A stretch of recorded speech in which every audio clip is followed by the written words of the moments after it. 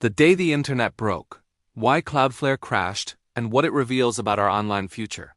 Asterisk asterisk, imagine waking up, grabbing your phone, opening your favorite apps, and nothing works.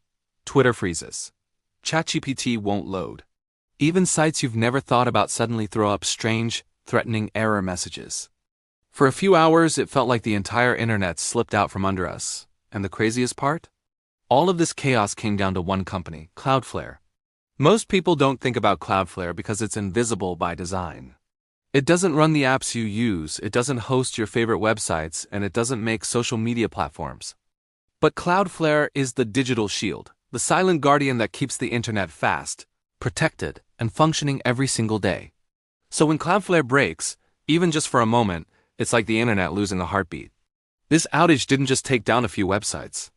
It hit massive platforms like ChatGPT, Letterboxd, and even took down outage tracking sites like Down Detector.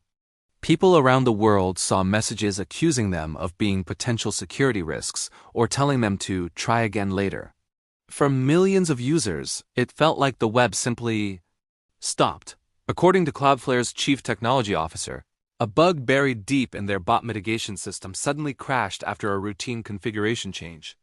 It wasn't a cyber attack, it wasn't a hack. It was a simple latent malfunction that cascaded into a global disruption.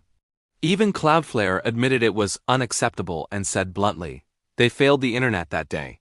But here's the part that we really need to pay attention to. Cloudflare supports around 30% of Fortune 100 companies.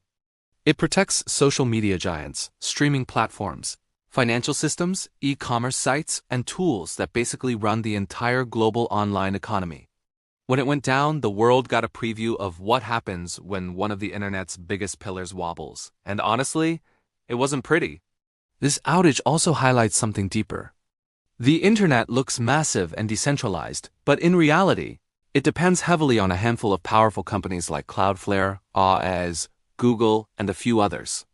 These companies keep everything running smoothly, but because they're so central, any glitch, no matter how small, can ripple out like an earthquake. And this is why today mattered.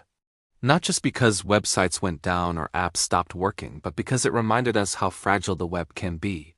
It's a wake-up call for companies, governments, and users. If the infrastructure holding everything together isn't resilient enough, outages like this won't just be annoying, they could disrupt real-world systems we rely on. So the next time your favorite site won't load, it might not be your Wi-Fi, your phone, or even the site itself. It might be one of the unseen giants behind the scenes holding most of the internet together, taking one wrong step. If you want to stay updated on how these systems work and what is coming next for the future of the internet, make sure to subscribe. Because in a world where one glitch can shut down half the web, staying informed isn't just smart. It's essential.